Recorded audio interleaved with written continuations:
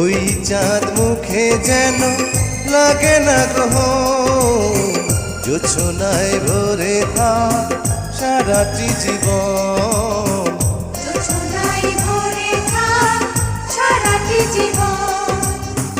ওই চাঁদ মুখে যেন লাগে না গ্রহ, জোছনায় ভরে থাক সারাটি জীবন।